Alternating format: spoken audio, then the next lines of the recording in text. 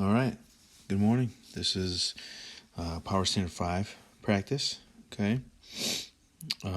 This is a very short one. This only has to deal with the trig functions, sine, cosine, tangent, just solving them. Okay. And then some absolute value. All right. So I'm going to go through one of each and kind of explain the other two. All right. So with the top two, again, I know my numbering's off. But remember with the top two, so what we do is this whole thing goes over 1, all right? So just like this one over here, okay, it goes over 1.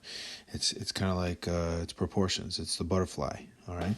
So what you do is you cross multiply, all right? So this one is x times sine of 54, right? The whole thing equals, and then the other side, let's change the color, 13 times 1, which is 13.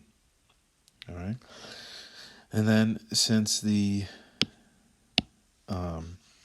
x is not by itself and it's being multiplied by the sine of 54, we have to divide the entire thing by sine of 54.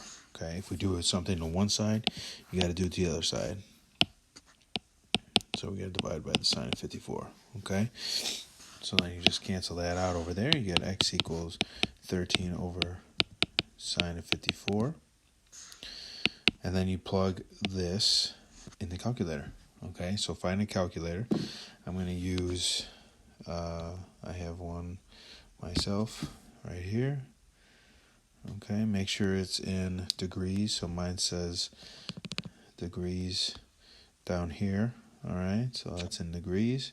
So we're going to, wait a minute. No, it says radians way up there. So I'm going to put it in degrees. There we go.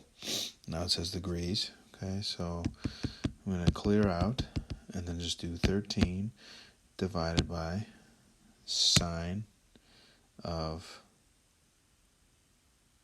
54. Wait.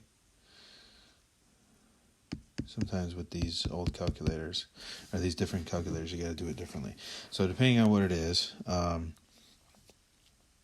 if you have the calculate, I think I have that, that'd be easier. You can get this Calculate 84 app. It's in the self-service.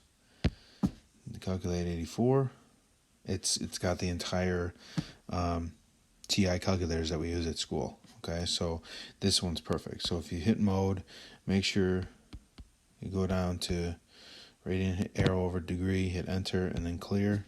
So now you're in degrees. And then do 13 divided by sine of 54, close parenthesis, enter.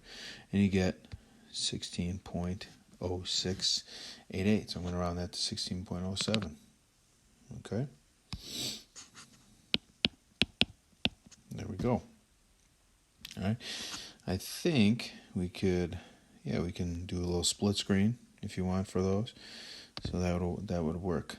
All right. I don't need it for the rest though. Okay. So that's how you do those. Okay. Absolute value. Right. We did some of these in the simplifying ones. When you solve, remember you have two answers because it's you're going to have a negative one and a positive one. All right. And so we have to treat this like its own entity. We got to get that by itself. So anything that's not inside the bars, you got to get on the other side of the equal sign. So I'm going to add 10 to both sides. And then you get the absolute value of 7 minus 8x equals 1. Now, since the absolute value, the negative 1 could be 1, and 1 could be 1. So we have to split it into two equations, right? 7 minus 8x equals 1. 7 minus 8x equals negative 1. And then you just solve like normal, okay? So I'm going to subtract 7 from both sides. Cancels out. You got negative 8x equals negative 6. And then divide by negative 8. x equals negative 6 divided by negative 8 is 0.75. Done there. Okay, do the same thing over here. So subtract 7, cancels out. You get negative 8x equals negative 8. Divided by negative 8, cancels. Get x equals, well, negative 8 divided by negative 8 is just 1. All right? So that's how you do that. If the number's in front, I'm not going to do the whole thing for you here, but if the number's in front, it means it's multiplying. So instead of adding or subtracting it, like we did on number 4 with the 10, you have to divide it. Okay, so you're going to divide by 2 to get the absolute value by itself. Okay, so there you go. That's all Power Standard 5. That's it. Okay, if you have any questions, let me know.